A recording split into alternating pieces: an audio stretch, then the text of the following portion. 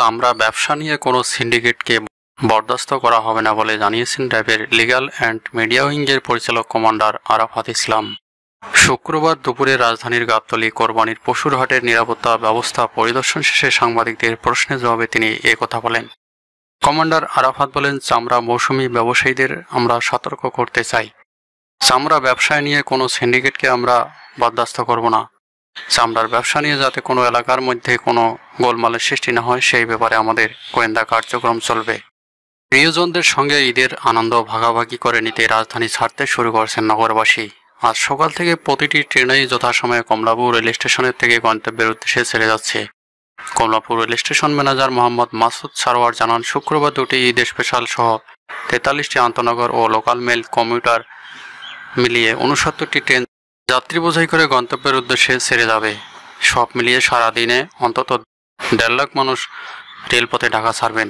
এখন পর্যন্ত কোনো শিডিউল বিপর্যয় নেই, আশা করি এমনটা ঘটার সম্ভাবনা নেই। এদিকে সকাল থেকেই বাস টার্মিনালগুলোতে বাড়ি ফেরা যাত্রীদের ঢল নেমেছে। শুক্রবার সকাল থেকে সড়কপথে মানুষের চাপে চোখে পড়ার মতো। মহাসড়কে যানজটের কারণে দূরপাল্লার বাসগুলো রাজধানীতে প্রবেশ করতে দেরি হচ্ছে, এতে দীর্ঘ সময় অপেক্ষা করতে হচ্ছে যাত্রীদের। এছাড়াও লঞ্চ টার্মিনালগুলোও যাত্রীদের অনেক ভিড় দেখা গেছে। ঈদযাত্রায় সড়কে যানজট নেই, তবে চাপ আছে বলে মন্তব্য করেছেন আওয়ামী লীগের সাধারণ সম্পাদক এবং সড়ক পরিবহন ও সেতুমন্ত্রী ওবায়দুল কাদের। তিনি বলেন, এবার চাপ আছে, যানজট নেই। সড়কে চাপ হবে, তবে রাস্তার জন্য যানজট হয়নি। শুক্রবার দুপুরে আওয়ামী লীগের সভাপতি ধানমন্ডি রাজনৈতিক কার্যালয়ে এক ব্রিফিংয়ে তিনি এসব কথা বলেন।